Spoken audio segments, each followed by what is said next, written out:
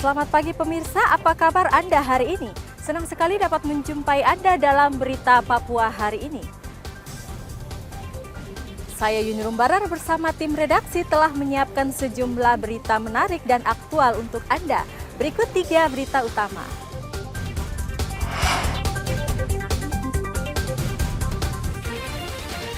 Pencuri beraksi di gudang beras Kelurahan Mandala, Merauke, ratusan karung beras hilang.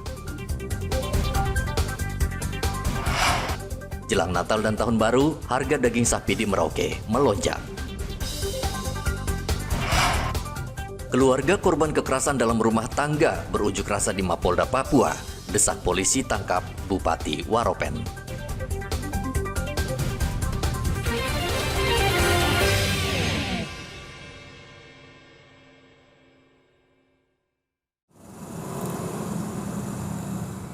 Pada Sabtu dan Minggu kemarin, kawanan pencuri beraksi menggondol beras dari gudang Kelurahan Mandala, Kabupaten Merauke, Papua Selatan. Sebanyak 132 karung beras dengan kemasan 10 kg raib digasak pencuri. Pada Sabtu malam, pencuri dengan leluasa masuk dan membawa kabur beras sebanyak 32 karung. Lalu pada esok hari, mereka kembali beraksi dan kali ini membawa lebih banyak lagi 100 karung beras. Pihak kelurahan baru mengetahui beras mereka hilang pada Senin pagi. Saat petugas membuka gudang, mereka menemukan karung beras berserakan di dalam gudang. Pencuri masuk dengan cara mendobrak jendela gudang dan keluar melalui pintu. Tahuannya tadi pagi, begitu jam kantor selesai apel, saya suruh staf buka pintu. Dia kaget ini beras banyak sudah tidak ada. Akhirnya kami ambil langkah, kita ke Polres buat laporan polisi. Dan tadi sama-sama dari Napi sudah turun tadi, sudah periksa ukur lihat kejadian ini. Dan sudah nanti kita akan pikirkan mungkin pasang CCTV di kantor sini sehingga mungkin tidak terulang lagi yang kedua kali. Ini berapa karung yang habis ini Pak Lurah? Ini sekitar 100 karung. 100 sak ini ya? Lewat dari jendela itu ya? Lewat dari jendela baru buka pintu. Oh, buka pintu ini ya. Ini beras untuk apa ini Pak Lurah? Beras ini semacam raskin tapi dia dari Badan Pangan Nasional. Sementara kita bagi ke masyarakat. Setiap hari ini berlanjut tapi karena kejadian ini jadi hari ini kita istirahat dulu. Tunggu dari polisi arahannya seperti apa baru kami lanjut kembali. Kantor lurah tersebut telah dimasuki oleh pencuri. Ya, menurut beliau 2 kali pengambilan barang di dalam kantor kelurahan tersebut, yaitu berupa beras raskin yang akan dibagikan kepada masyarakat pada hari Senin. Nah, tahap pertama kurang lebihnya malam minggu diambil dalam jumlah tidak diketahui. Terus tadi malam lagi kurang lebihnya malam hari diambil lagi oleh yang bersangkutan dan tidak diketahui nominal daripada jumlah beras tersebut. Untuk mencegah agar kasus ini tidak terulang, kelurahan memperketat keamanan gudang. Polres Merauke hingga saat ini masih menyelidiki kasus ini dan mencari para pelaku. Muhammad Ridwan melaporkan dari Merauke, Papua Selatan. Badan Meteorologi, Klimatologi, dan Geofisika Merauke meminta nelayan atau warga yang beraktivitas di pesisir Papua Selatan agar waspada dengan angin kencang yang menyebabkan gelombang tinggi akhir-akhir ini. Menurut BMKG Merauke, secara umum kondisi perairan Papua Selatan saat ini masih dalam kategori aman, namun kondisi sewaktu-waktu bisa berubah. Beberapa hari ke depan dilihat ada potensi terjadi angin kencang, khususnya di wilayah perairan selatan Papua. Ini angin kencang ini berkisar antara 20 sampai dengan 30 knots, khususnya di perairan Merauke, perairan Yosudarso, dan Arafuru Selatan Merauke. Dan ini berdampak pada peningkatan tinggi gelombang di wilayah perairan tersebut dan kondisi angin kencang khususnya di wilayah pesisir Kabupaten Merauke. Tinggi gelombang sampai berapa Bu? Tinggi gelombang maksimum diperkirakan sampai 2,5 meter untuk wilayah Laut Arafuru. Himbauan buat nelayan Bu, warning? Himbauan bagi nelayan diharapkan waspada terhadap potensi angin kencang tersebut yang dapat berdampak pada kegiatan nelayan di perairan. Jadi yang lebih signifikan adalah angin kencangnya, berkisar antara 20 sampai dengan 30 knots. BMKG juga mengimbau nelayan selalu mengecek informasi ke BMKG sehingga mengetahui pasti kondisi cuaca di lautan. Muhammad Ridwan melaporkan dari Merauke, Papua Selatan. Sepekan jelang Natal, lonjakan harga daging sapi mulai terasa di Merauke, Papua Selatan. Daging sapi di Pasar Rawamanggu yang biasa dijual dengan harga Rp130.000 per kilogram, saat ini naik menjadi Rp140.000 per kilogram. Menurut pedagang, kenaikan harga daging sapi disebabkan permintaan yang tinggi dari konsumen. Jelang Natal berapa sekarang, Pak? Ya sudah kena 140, Pak. Tadi ini harga berapa itu, Pak? Biasanya kan kemarin 130. Tapi saya kecurigaan saya itu kemungkinan paling tanggal 20-an itu sudah sampai 150.000 per kilo. Naik lagi, Pak? Dagingnya ya naik. Paling naik 1.000, naik 10.000 lah. Per kilo ya? Iya 1 kilo. Itu kapan rencananya itu naik? Itu rencananya paling tanggal 20-an, Pak. Kalau sekarang ini memang nuansa Natal orang belanja sudah Ya rame, Pak, rame. Sudah rame ya? Ya rame, Pak. Masa Natalnya. Dan maksud ya paling orang bilang jeroan itu yang tidak bisa kita hindari karena keperluan ibu-ibu. Nah, ibu-ibu di Merauke ini atau selain muslim itu sudah pintar juga, Pak. Buat coto, gitu ya? buat sop saudara, coto. Nah itu. Itu hari Natal itu ya? Untuk Natal. Itu kenapa sampai bisa naik begitu dagingnya? Nah, kalau memang begitu sudah Pak dagingnya paling naik 10.000 saja. Oh, gitu. Iya naik 10.000. Sedangkan yang naik juga ini naik 5.000 ini tulang rusuk. Oh, gitu. Dan tulang rusuk kemarin kita jual 75 sudah naik sampai 80. Oh ya? Ya, Per kilo itu ya? per kilonya Pak. Pedagang memprediksi harga daging sapi akan terus melonjak mendekati perayaan Natal 25 Desember 2024. Meski harga daging melonjak, tidak mempengaruhi penjualan karena daging sudah menjadi kebutuhan sehari-hari. Muhammad Ridwan melaporkan dari Merauke, Papua Selatan.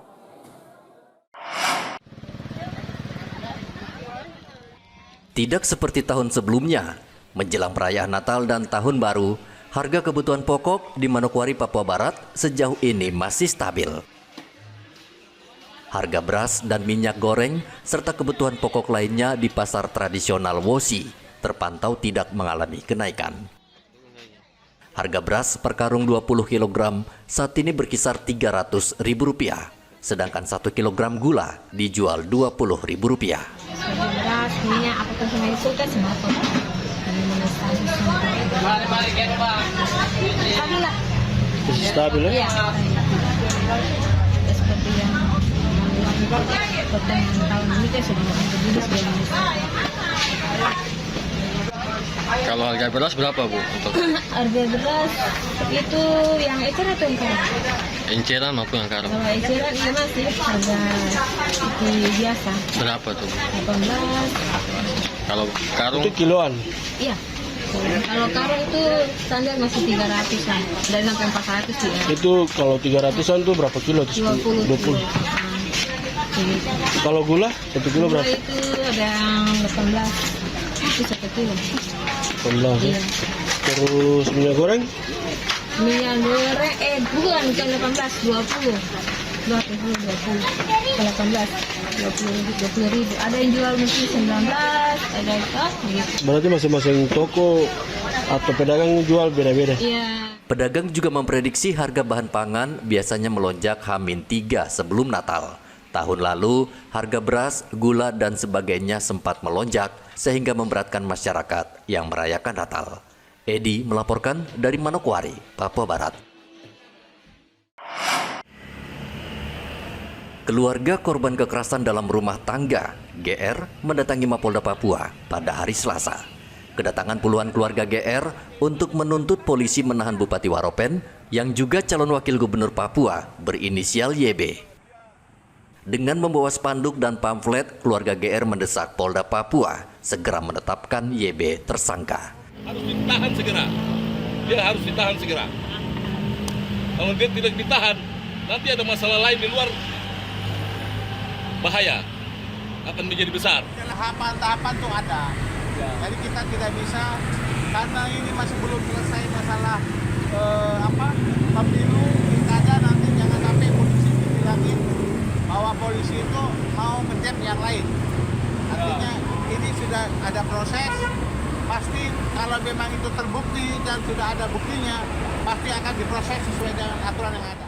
GR, istri Bupati Waropen, melaporkan suaminya YB ke Mapolda Papua pada 6 Desember 2024. Peristiwa penganiayaan dan asusila terjadi di salah satu hotel di Kabupaten Kepulauan Yapen pada 1 Desember lalu. Selain dianiaya, korban juga dipaksa melakukan hubungan seksual bertiga dengan kakak kandungnya, serta dicekoki minuman keras. Arthur melaporkan dari Kota Jayapura, Papua.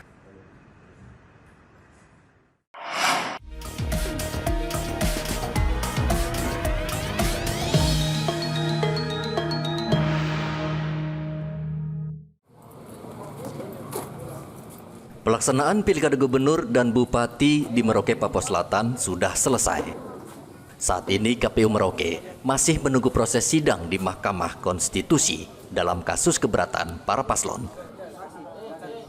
KPU Merauke telah mendapatkan tingkat partisipasi pemilih dalam Pilkada serentak. Ketua KPU Merauke, Roske Bubun, mengatakan partisipasi pemilih tahun ini hanya 60% dari daftar pemilih tetap. KPU juga membandingkan partisipasi pemilih saat Pileg dan Pilkada menurun drastis. Namun di beberapa distrik yang melakukan pleno kita lihat memang ada sedikit penurunan dalam proses partisipasi.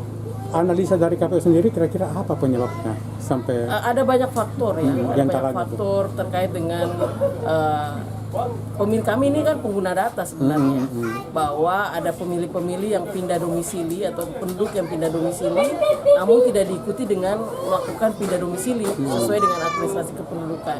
Hal ini menyulitkan kepada kami sebagai penyelenggara karena ketika petugas kami mendatangi pemilih tersebut, pastinya tidak ditemukan. Namun kami tidak bisa melakukan pencoretan dalam data pemilih karena menghilangkan hak pilih orang ini kan dipidana. Salah satu faktor warga tidak memilih saat pilkada yaitu tidak menerima undangan atau C6. Undangan harusnya sudah diberikan ke masing-masing pemilih H-3 sebelum waktu pencoblosan. KPU Merauke akan mengevaluasi petugas di lapangan di berbagai tingkatan hingga ke depan partisipasi pemilih dapat meningkat. Muhammad Ridwan melaporkan dari Merauke, Papua Selatan.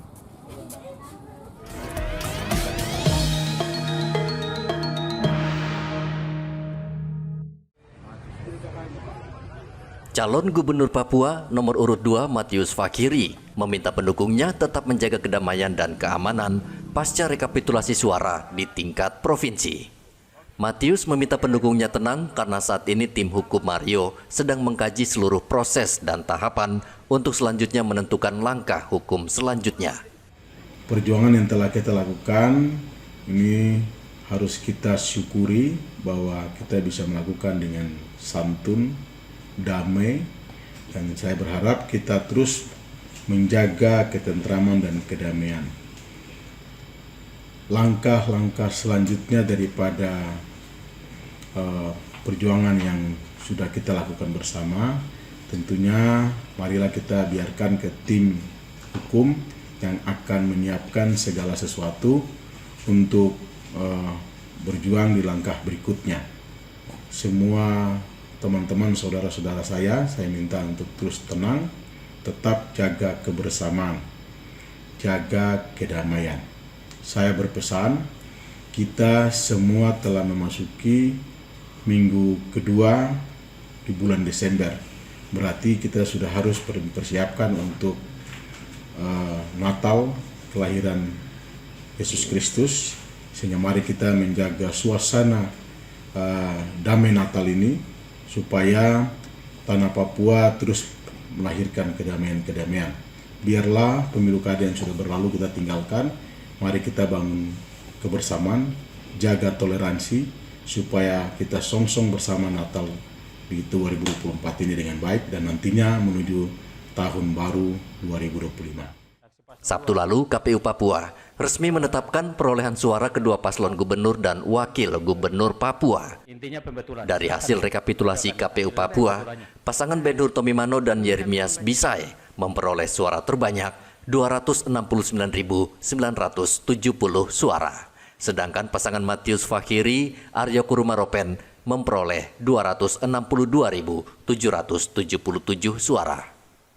KPU memberikan waktu kepada paslon yang keberatan dengan hasil rekapitulasi untuk menggugat di Mahkamah Konstitusi 3 hari sejak penetapan hasil rekapitulasi dilakukan.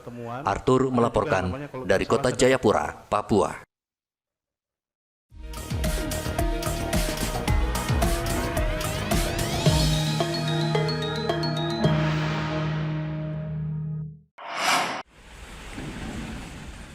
Hasil tes CPNS di Merauke, Papua Selatan ternyata tidak memuaskan sekelompok orang.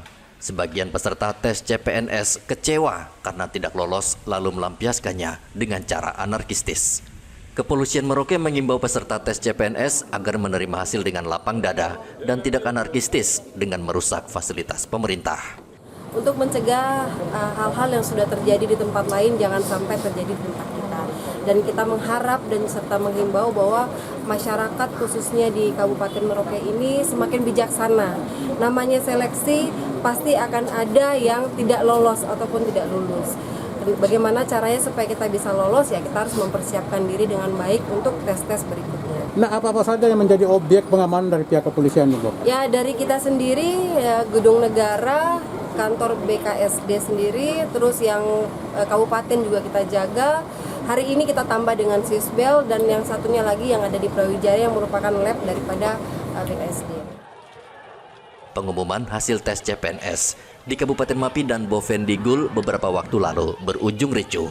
Sekelompok orang merusak kantor pemerintah karena mereka tidak lulus tes CPNS. Mereka menuntut pemerintah berlaku adil dengan memberikan jatah lowongan pekerjaan bagi orang asli Papua. Muhammad Ridwan melaporkan dari Merauke, Papua Selatan. Penjabat Gubernur Papua, Ramses Limbong, mengimbau masyarakat di Bumi Cenderawasih untuk menjaga suasana tetap kondusif usai penyelenggaraan pemilihan kepala daerah 2024. Ramses mengucapkan terima kasih kepada masyarakat setempat yang telah menyalurkan hak pilihnya di Pilkada 27 November lalu dan berjalan dengan aman dan lancar tanpa ada gangguan keamanan. Intinya keamanan pasca pleno penetapan pemenang itu masyarakat kita sudah, saya berterima kasih, sudah dewasa menikapi. Kalau misalnya dengan ditetapkannya antara calon yang pemenang ada ranah seperti saya sampaikan kemarin, tapi overall terima kasih kepada seluruh masyarakat khususnya Provinsi Papua yang sudah dewasa menikapi masalah, ya, siapa menang siapa kalah. Setelah ditetapkan 3 hari ke depannya kan ada ruang bagi kontestasi yang tidak puas terhadap atau memakai jalur-jalur hukum yang resmi, kan itu sudah dilakukan. Nanti kita lihat. Nah, kita hanya mensupport bagaimana kegiatan penyelenggaraan pilkada itu, dan itu kita sudah support dari segi keamanan, oleh hak keamanan, dari segi anggaran, dari kita, ya saya rasa sudah lebih dari cukup. Masalah pelaksananya biarkan KPU beserta kontestan yang bermain, apakah di ranah hukumnya ada ruang untuk itu, kira-kira gitu. Ramses berharap kepada para calon kepala daerah yang keberatan dengan hasil perhitungan dan rekapitulasi suara bisa menempuh cara yang bermartabat sesuai aturan yang berlaku. Sebelumnya KPU Papua telah menetapkan pasangan calon gubernur dan wakil gubernur Papua nomor urut 1, Ben Hur Tomimano Yeremias Bisai, unggul dengan meraup suara sebanyak 269.970 suara. Dan paslon nomor urut 2, Matius Fakhiri Aryo Kurumaropen, mendapatkan suara 262.777 suara. Dari Kota Jayapura, Papua, Hendra melaporkan. Informasi tadi sekaligus menutup jumpa kita dalam berita Papua hari ini. Saya Yuni Rumbarar dan tim redaksi yang bertugas mengucapkan terima kasih atas perhatian Anda. Selamat pagi dan sampai jumpa. Wanyangge.